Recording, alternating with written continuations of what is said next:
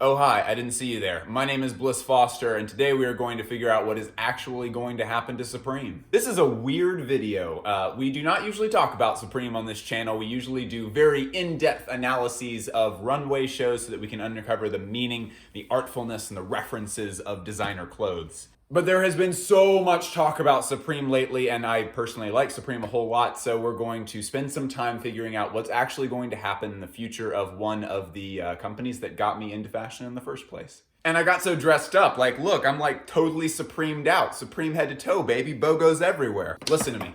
Like and subscribe. Join the Patreon. You have a lot to do. Okay, let's quit goofing around and get into this.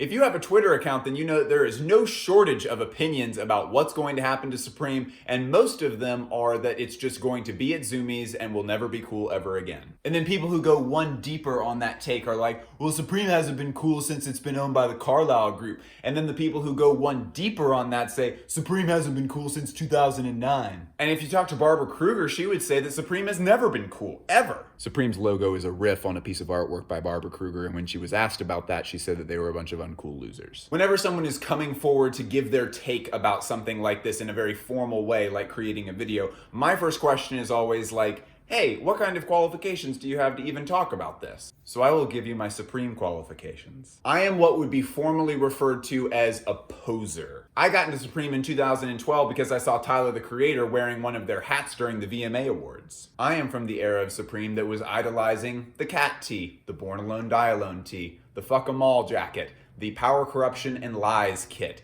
the camp caps. Oh, the camp caps. Those hats didn't even fit onto my head because I have a really narrow skull, but I didn't care, I wore them anyway. I would consistently get like indentations into the front of my head because they were like built for a rounder shaped dome. Okay, so when I first actually like got interested in Supreme and Googled them and looked them up. So Tyler, the Creator, wore a Supreme hat and probably other Supreme stuff to the VMA Awards. And I saw him, I was getting a literature degree at the time, and all I could think about was words. I was writing a lot of poetry at the time and stuff, and so I just kind of spent most of my time just sort of thinking about language and words and stuff.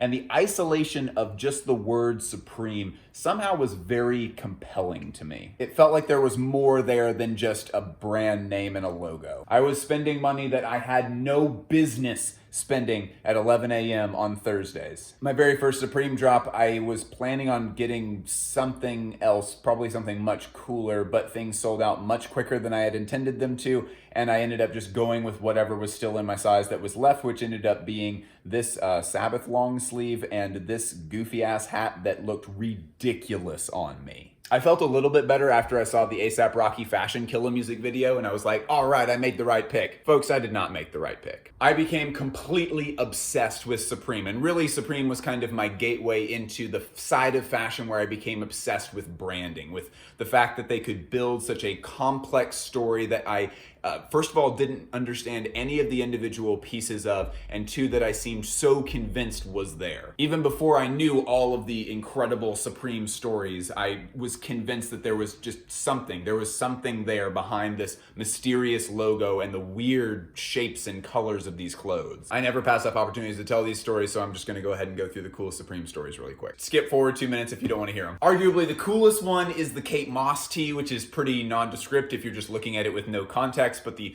full story behind this is that in 2004, there was a Calvin Klein ad that featured Kate Moss that was apparently everywhere in New York. If you've ever been to New York, you know that like they do like these weird things where they get a single ad and they just sort of like repeat print it on a single wall. So it's the same ad, but like 30 times. It's very bizarre. Every single New Yorker at the time knew about this Calvin Klein ad. And Supreme gives out stickers when you buy things from them. I think even still to this day, if you send a $5 bill in an envelope to their warehouse, they will send you back 5 Supreme stickers. So there's always a thing about like, what do you do with your Supreme sticker? I mean, obviously, other than use it as a bumper sticker for your very normal car. So a bunch of different kids who got the stickers from Supreme went around New York and just put them on the crotch of the Kate Moss picture. This was happening so much that Calvin Klein sent a cease and desist to Supreme. Supreme had to pay to get an actual lawyer to say, These guys are not putting those stickers on your advertisements. Their customers are. They're not telling them to. But you can bet your ass that after that cease and desist, they were telling their customers to put them on those ads. The lawsuit, of course, did not go through. Supreme thought this entire situation was hilarious, so they made a t-shirt out of it. I don't know, but I assume that there was another cease and desist from Calvin Klein over that. Cease and desists are like a core part of the story of what Supreme is. They've gotten cease and desists from the NHL, they've gotten cease and desists from Morrissey, they've gotten cease and desists from random salt companies. Those Supreme guys, they're smooth-talking graphic design thieves. Thieves with an F.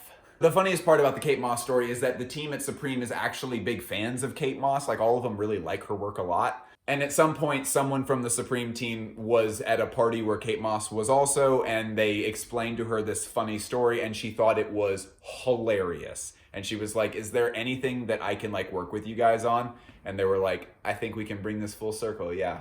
And so they did this photo shoot, and the story was complete. There's also cool stuff like the fact that for a share fraud, there was a guy named Igor Kotelyar. And as the FBI was carrying him out from his home, he was photographed wearing a Supreme tee. They thought that was pretty cool, and so a capsule collection was inspired by it, and on the backs of all of the items in that capsule collection was written, "Illegal Business Controls America." I know there's other stories. Those are the two that I mostly tell people. If you have other Supreme stories, please leave them in comments. But yeah, stories like that are kind of what made Supreme the monolith of cool that it still remains in my head now. And the fact that a lot of business decisions that they made were just bad business decisions. Like after they opened the first store in Japan and they were doing like stock checks to see like which stores needed what, the Japan store said, if you send us 3 million box logo t-shirts, we will sell all of them. And they had to have a very real talk with the Japan store about how that's not how they did things and that they were actually not producing any box logos that season. None. Why? Why would you not make a thing that other people want to buy from you? Because no one is ever really in the club. You're not at Target. That's why the employees of most of these stores are kind of short with people a lot of the times, because you're not shopping at Target, you're shopping at a place that kind of does things by its own terms. There's this incredible story where Justin Bieber went into the Supreme store in Soho and was looking around at things, you know, being a dickhead, and started just kind of like taking things off the rack and like putting them on the counter and being like, hang on, I'm gonna grab some more stuff. And they were like, hey man, you can't get multiples of the same thing. What do you mean? You put 2 larges on the table just now. You can't have 2 larges, you only get 1. And he was like, it like wasn't computing with the Beeb that he wasn't going to get what he wanted. What do you mean? And he was like, I'm just trying to help you guys out and give you business here. And they were like, and I just said that you can't have more than one of one item, and now you get nothing. Please leave. And then the Beeb pitched a fit in the Supreme store. And the Supreme manager said, you gonna start crying or what? We told you can't buy anything. You need to leave. There are other people in line. That's cool as hell. So yeah, that sort of exclusivity and the keeping people on the outside of the club, never feeling fully like you get to be in the club. I used to own a lot of Supreme stuff. I had an account on Strictly Supreme. Anybody who's like an old head that was into Supreme knows that that was a gargantuan deal back then. And I never felt like I was like inside the thing. No matter how many pieces you buy from them, no matter how much internet clout you have around the brand, you'll never be invited to skate the bowl upstairs in the LA store. All of that to say, we're really bouncing around today, aren't we? All of that to say, Supreme has built one of the strongest foundations for long-lasting coolness of any brand, I think, ever. And they've survived lots of other things in the past that would normally kill the hype for a regular brand. I mean, the guy that kind of made them worldwide legends, Brendan Babenzian, he left to go start Noah. He was their creative director for years. All of the Supreme that I know and love was the result of Brendan, and he left, and the brand stayed cool. I don't know if this counts as one of the items on this list, but the Camp Cap market crash, that was a huge deal in the Supreme community. Like when suddenly like all of the Camp Caps that we had spent so much money on and that we believed would be like permanent investment pieces, suddenly no one wanted to wear Camp Caps anymore and everybody was just like stuck holding these stupid hats, and the brand stayed cool. They survived the fact that we all found out rather suddenly that they had gotten bought by a holding company, and not just any holding company, a holding company that also owned the business that produced the riot gear for cops, specifically tear gas. Oh, hi, I didn't see you there. Guess what? This is not actually the full story. If you believe that Supreme is associated with police riot gear or was at one time, I encourage you to read this thing that I'm going to leave on the screen for 10 seconds. You should pause it and read the entire thing so that you can actually come to an understanding of what is actually going on here. And if you don't, then you should. You should.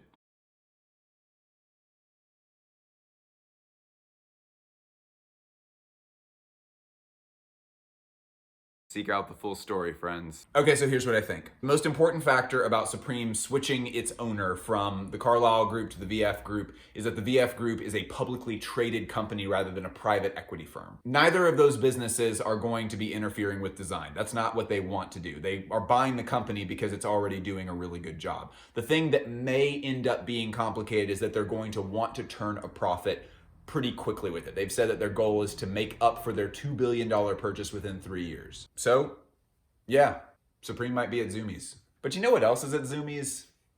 Stussy. Stussy's cool. You know what else is at Zumiez? Vans. Vans is pretty cool. Vans has somehow survived being worn by Republican children and they're still cool. So what's gonna happen to Supreme?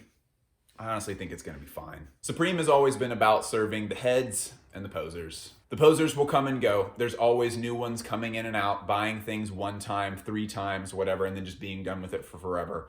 And then there's the heads that just know they're going to buy 3 or 4 pieces from every single season, regardless of what it looks like. Supreme has never been something that could make someone else cool. You had to already be cool to be cool in Supreme. And if you're already cool and you already like Supreme, I don't think this is gonna change anything. Thank you for joining me. If you like this stuff, you should subscribe. You should always subscribe. You should share this with people. You should join the motherfucking Patreon. The Patreon is wonderful. You get to be on the Discord, which is a blast. You get a bunch of exclusive content, and it just starts at like $3 a month. Click on the link that is somewhere on this up here. I don't know. Join the Patreon. I love you with a finite fervor. Goodbye.